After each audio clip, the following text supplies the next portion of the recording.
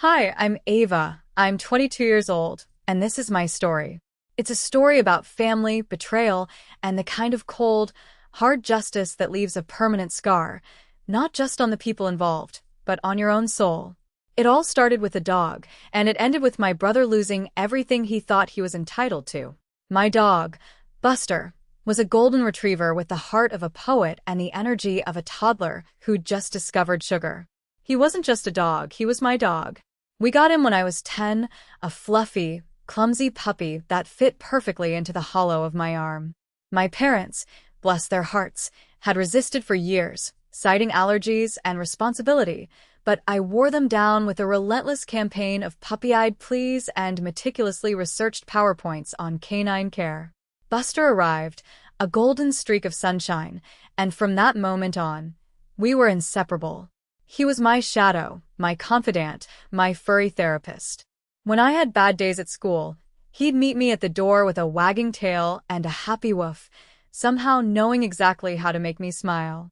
We spent countless hours exploring the woods behind our suburban house, Buster leading the charge, his nose to the ground, his tail a perpetual motion machine. We'd play fetch until my arm ached, and then he'd collapse beside me, panting happily, his warm for a comforting presence. He was there for every awkward growth spurt, every teenage heartbreak, every triumphant academic achievement. He was a constant, unwavering source of unconditional love in a world that often felt confusing and unpredictable. He wasn't just a pet, he was family, a truly integral part of who I was. My brother, Mark, on the other hand, was a different story. He was 2 years older than me, and from as far back as I can remember, there was always this underlying current of, well, for lack of a better word, entitlement. He wasn't outright malicious, not always. But he had a way of seeing the world only through his own lens. His needs, his wants, his convenience, those were paramount. He was good-looking, charismatic when he wanted to be, and had always been adept at charming our parents, getting away with things that I would have been grounded for a month. He rarely interacted with Buster beyond an occasional pat on the head or a complaint about dog hair on the couch. Buster, in his boundless canine optimism, would still try to greet Mark with the same enthusiasm he showed me, only to be met with a half-hearted shove or a sigh. I saw it, but I usually just shrugged it off. That was just Mark. Our family wasn't poor by any stretch. My dad was a successful architect, and my mom had a thriving interior design business. They'd worked hard, saved diligently, and were set to leave a substantial inheritance to us kids. It was always understood unspoken, but deeply ingrained, that their estate would be split equally between Mark and me. It was the American dream, or at least the suburban version of it, complete with a comfortable house, good schools, and the promise of a secure future. I never really thought much about the inheritance itself, beyond a vague sense of security. It was just there, a future concept, something that would come much later in life. Then came college. I got into my dream school, a relatively prestigious university, a good 8-hour drive from home. It was a bittersweet moment. The excitement of a new chapter, the promise of intellectual growth and independence, was tinged with the profound sadness of leaving Buster. Saying goodbye to him was one of the hardest things I'd ever done. He seemed to sense the finality of it, pressing his head into my hand, his big brown eyes filled with a mournful understanding. I hugged him tight, burying my face in his fur, promising him I'd be back for every break and that I'd call my parents every day to check on him. My parents, knowing how much Buster meant to me, assured me he'd be well cared for. They promised to send me daily photos and videos, and they did at first. I settled into dorm life, a whirlwind of new faces, challenging classes, and late-night study sessions fueled by lukewarm coffee. I missed Buster terribly, of course. There were nights I'd stare at the ceiling in my tiny dorm room, imagining his warm weight beside me, feeling a pang of homesickness that had nothing to do with my parents and everything to do with that golden shadow. But I was busy, distracted by the novelty of it all, and the constant flow of photos from my mom kept my worries at bay. The photos started to dwindle, though. First, they were weekly, then sporadic. When I called, my mom would often sound flustered, saying Buster was fine or out in the yard. It was subtle, but a knot of unease began to form in my stomach. I'd press her for details, asking what he was up to, if he was still sleeping in my room, but her answers were always vague. "Oh, being Buster," she'd say, or "He's good, honey, just missing you." I chalked it up to them being busy, or perhaps not wanting to make me feel worse about being away. But the feeling of unease persisted. By late November, with Thanksgiving break approaching, I was buzzing with excitement, not just for home-cooked meals and familiar surroundings, but for a solid week of Buster cuddles. I pictured him leaping into my arms, his tail thrashing, his happy barks echoing through the house. It was the only thing that got me through my last set of midterms. The drive home felt interminable. 8 hours of anticipation, fueled by bad gas station coffee and an endless playlist of 90s pop. As I pulled into the driveway, my heart pounded. I grabbed my bag, practically vaulting out of the car. My parents were on the porch, smiling, ready with hugs. But something was off. The usual joyful explosion of golden fur was conspicuously absent. No happy barks, no eager panting. The porch was empty. "Mom? Dad? Where's Buster?" I asked, my voice already tinged with a brittle edge of panic. My eyes scanned the yard, the bushes, desperately hoping he was just chasing a squirrel. My mom's smile faltered. My dad cleared his throat, avoiding my gaze. A cold dread, heavy and suffocating, started to settle over me. "Ava, honey," my mom began, her voice unusually soft, "we need to talk." I dropped my bag. "Where is he? Is he okay? Is he sick?" My mind raced through every worst-case scenario. My heart was a frantic drum against my ribs. They led me inside, not to the kitchen, where Buster would always greet me, but to the living room, a more formal space. Mark was already there, slouched on the couch, scrolling through his phone. He barely looked up. He was always like that, detached, indifferent. But today, his nonchalance felt like a slap. "Mark, where is Buster?" I asked, turning to him, my voice tight with a fear I couldn't articulate. He finally glanced up, a flicker of irritation in his eyes. "Oh, right. The dog." He shrugged. "He's gone, Ava." "Gone? What do you mean, gone?" My voice was barely a whisper. The blood drained from my face. My mom sat beside me, putting a hand on my knee. "Ava, honey, we sold him." The words hit me like a physical blow. The air rushed out of my lungs. "You what?" I stared at them, numb with disbelief. "Sold him? You sold Buster?" I looked from my mom to my dad, then to Mark, who had gone back to his phone, seemingly oblivious to the seismic shock he'd just dropped on me. "It was for his own good, Ava," my dad said, his voice hesitant, laced with a guilt I hadn't heard before. "He wasn't happy here without you. He was moping, not eating right." "Not eating right? Moping?" My voice started to rise, a raw, wounded sound. "He was missing me. You think selling him was the solution? Why didn't you call me? Why didn't you tell me?" "We didn't want to upset you while you were at school," my mom interjected, wringing her hands. "We thought it would be better this way. A fresh start for him." "A fresh start," I screamed, jumping to my feet. "For him? What about me? He's my dog. My best friend. How could you just get rid of him like that?" My eyes welled up, tears blurring my vision. "Who did you sell him to? Where is he? I want him back." "It wasn't Mom and Dad." Mark finally chimed in lazily, as if talking about the weather. "I sold him. He was being a pain. Whining all the time, tearing stuff up. Parents were too busy. Someone needed to deal with it." My blood ran cold. He sold him. Not my parents, not some joint decision, but Mark. My own brother. He just sat there, utterly devoid of empathy, his casual tone flaying me alive. You sold my dog?" I whispered, my voice trembling with a fury so intense it made me lightheaded. "You sold Buster?" "Yeah, some guy online." "Paid a couple $100, easy money," he said, still scrolling, a slight smirk playing on his lips. "He's probably happier now anyway. Less neurotic." "Less neurotic?" The tears were flowing freely now, hot and stinging. He was depressed, Mark. He missed me. And you sold him for a couple $100? The sheer callousness of it, the utter disregard for a living creature, for my feelings, for our bond, for everything, hit me with such force that I thought I might actually black out. My parents, finally realizing the depth of Mark's confession, looked horrified. Mark, we told you to find him a good home, to vet the family, my mom cried, her voice trembling. Not just sell him online. Whatever, Mark mumbled, rolling his eyes. It's done. Can we move on? I'm hungry. In that moment, something shifted inside me. The heartbroken grief was still there, a gaping wound, but it was now overlaid with an icy layer of absolute, incandescent rage. It wasn't just about Buster anymore.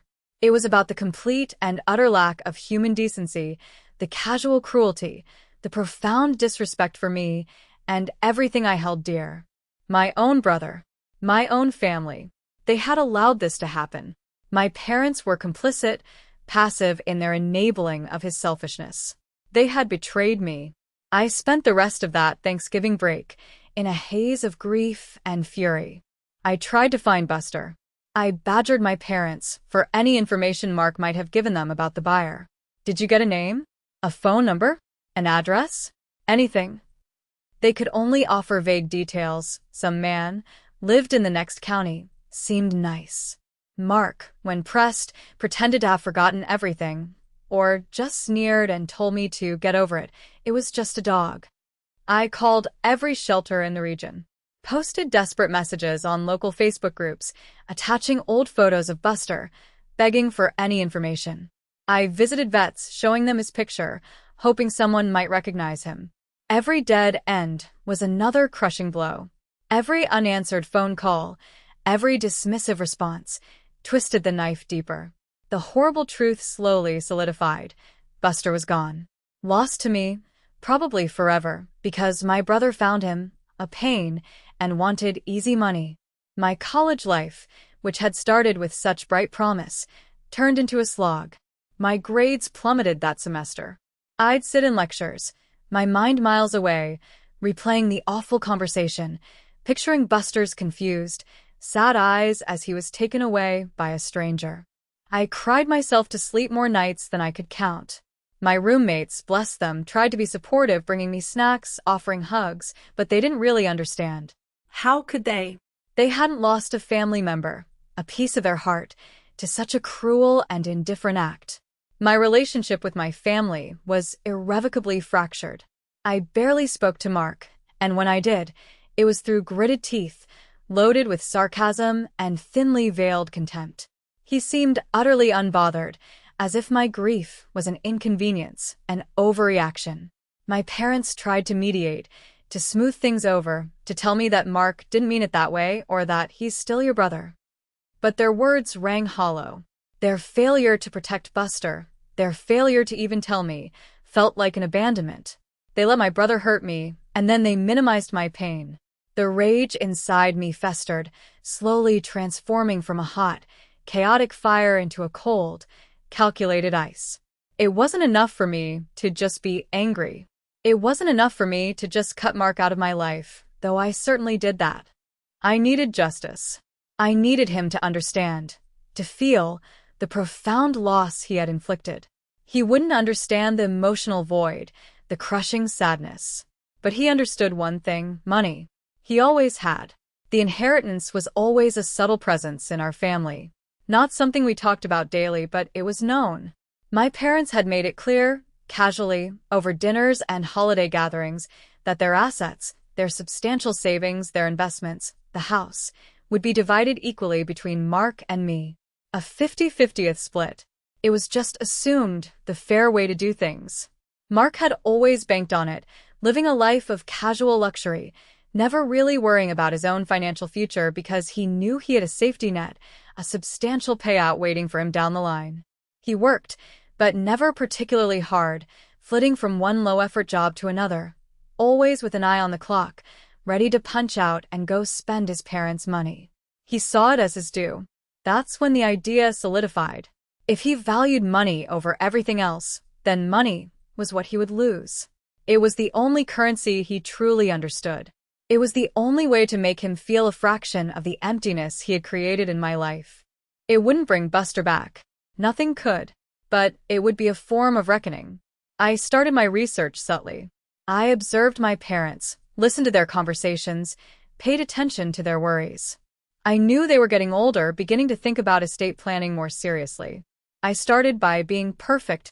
I focused on my studies with an intensity one hadn't possessed before, pulling my grades back up, even exceeding my previous performance. I took on extra internships, volunteering during my summers, showing responsibility and ambition. I made sure to call my parents regularly, genuinely engaging with their lives, asking about their work, their health. I was the dutiful, thoughtful daughter, in stark contrast to Mark, who continued his pattern of showing up only when he needed something or was bored. Then I started planting seeds. Gentle, almost imperceptible ones at first. During a phone call with my mom, I'd casually mention, "It's so weird how Mark just forgets things, isn't it?" Like that time with Buster. He really had no idea what a big deal it was. Or, "I just hope Mark finds something he's passionate about, you know? He just seems to drift so much, not really planning for the future." I never outright attacked him.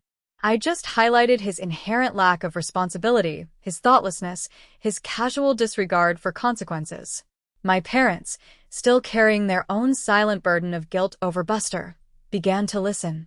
They saw my efforts, my renewed focus, my genuine desire to build a life for myself, not just rely on handouts. They saw Mark's continued indifference, his reliance on them for everything, his lack of direction. The contrast was stark. Over my junior year, I strategically escalated my approach. I'd initiate conversations about future plans. "Mom, Dad, have you ever thought about what you want to do with the house in the long run? Or your investments?" I'd ask, feigning a mature, responsible interest. When they'd talk about the inheritance, I'd sigh softly. I just hope Mark is ready for that kind of responsibility. You know, managing money, making smart decisions. He's always been a bit impulsive. I knew this was manipulative. I knew I was playing a long game, leveraging my parents' love and guilt. But the memory of Buster, the raw, searing pain of his loss, was a constant fuel. Every time I wavered, every time a flicker of guilt tried to surface, I pictured Mark's smirk, his callous, easy money comment, and the resolve hardened again. He deserved this. He deserved to feel the cold absence of something he believed was rightfully his. The real opportunity came during my senior year. My dad had a minor health scare, nothing serious, but it rattled him. It made him start thinking more concretely about the future, about getting his affairs in order. He brought up the will during a family dinner, saying he wanted to make sure everything was set. My mom nodded, looking somber. Mark, of course, was immediately alert, his ears perked up at the mention of money. "So, the usual 50-50 split, right?" Mark asked, a greedy glint in his eyes. My dad hesitated. My mom exchanged a glance with him. This was it. My heart hammered. I spoke calmly, carefully, my voice steady. "You know, Dad, Mom, I've been thinking a lot about that. About responsibility, and what it means to truly earn what you have." I paused, letting the words hang in the air. "I've seen how hard you've worked your entire lives for everything you've built. And I think it's important that whoever inherits it truly appreciates that and is prepared to be a good steward of it." I looked directly at Mark. His face was a mask of bored indifference, but I saw a flicker of unease. I continued, "Some people just don't understand the value of things. Whether it's a living creature or hard-earned money. They just see it as something to be used, to be consumed, without a thought for the consequences or the effort that went into it." My parents were watching me, their expressions unreadable. Mark was starting to look genuinely annoyed. "What are you even talking about, Ava? Are you trying to imply something?" "I'm just saying that responsibility matters," I said, meeting his gaze, letting all the cold fury I felt shine through my eyes for a brief, potent moment. "And actions have consequences. Sometimes very expensive consequences." The dinner table went silent. The air crackled with unspoken tension. My parents exchanged another long, meaningful look. My dad finally cleared his throat. Ava has a point, Mark, he said slowly, his voice laced with a weariness I hadn't noticed before. Your mother and I have been discussing things. We want to ensure our legacy is handled with care. And frankly, your choices, your approach to life, haven't always demonstrated the kind of maturity or responsibility we'd hoped for. Mark's jaw dropped. What? What are you talking about? I'm your son. I'm responsible. Are you, Mark? My mom asked, her voice quiet but firm. Remember that vacation fund we gave you last year? Gone in 2 months on frivolous things. Your car that we helped you buy? Totaled because you were texting and driving. And Buster. Her voice cracked slightly on the last word, and she looked at me, a silent apology in her eyes. That was unforgivable, Mark. Utterly unforgivable. Mark turned white. He stammered. That was years ago. I said I was sorry. No, you didn't, Mark. I interjected, my voice still calm, but with an edge of steel. You said whatever. You shrugged. You called him a pain. You took easy money for him. You showed zero remorse. Zero empathy. My dad finally took a deep breath. Son, your mother and I have decided to adjust our will. Ava will receive the majority of our estate. A significant majority. He paused, looking directly at Mark, his face etched with regret, but also a steely resolve. You will receive a token amount, enough to get you started, but nothing substantial. Nothing like what we had originally planned. The color drained from Mark's face. His mouth opened and closed, no sound coming out. His eyes darted from my dad to my mom, then landed on me, wide with disbelief and a dawning, terrible realization. You can't, he finally spluttered, his voice rising, breaking. This is because of her. She put you up to this. This is Ava's revenge. My dad shook his head. This is not about revenge, Mark. This is about consequences. It's about recognizing responsibility, and frankly, a fundamental difference in character that has become impossible to ignore. We have tried to guide you, to support you, but you have consistently chosen a path of self-interest and irresponsibility. And it cost Ava her best friend. And it has cost you your inheritance. Mark lunged out of his chair, overturning it with a crash. His face was contorted with a mixture of rage, disbelief, and a primal fear. You ruined my life, Ava. You scheming bitch. You took everything from me. I met his furious gaze, not flinching. You took Buster from me, Mark, I said, my voice steady, betraying none of the tremor I felt deep inside. You took away a member of my family. For easy money. Now you know what it feels like to lose something you thought was yours. To have it ripped away because of your own callous actions. The argument that followed was explosive. Mark screamed, yelled, accused, pleaded.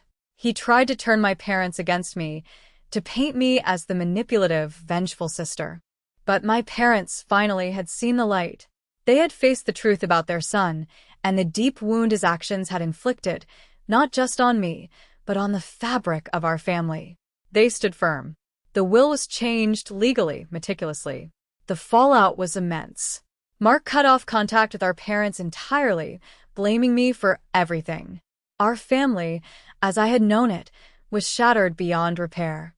There were moments, in the quiet solitude of my apartment, when a wave of doubt would wash over me. Had I gone too far? Had I sacrificed my family for a moment of vengeful satisfaction? But then I would remember Buster. I would remember his warm fur, his trusting eyes, the way he would lean into me for comfort. I would remember the emptiness in my arms when I returned home from college, expecting his joyous greeting. I would remember Mark's smirk, his callous indifference. And the doubt would recede, replaced by a cold certainty. I didn't get Buster back. But I made sure Mark understood, in the only way he ever could, the true cost of his actions. He lost his inheritance, the symbol of his unearned privilege, because he sold my dog. And in the complex, often messy tapestry of life, sometimes that's the only justice you get. It's not a victory that brings joy, but a stark, silent recognition that some lines, once crossed, cannot be uncrossed, and some betrayals, once committed, cannot be forgiven. If you found this story compelling, or if it resonated with you in any way, please hit that like button. Don't forget to subscribe for more stories like mine, and share this video with anyone who needs to hear it. Your support means the world. Thank you for listening.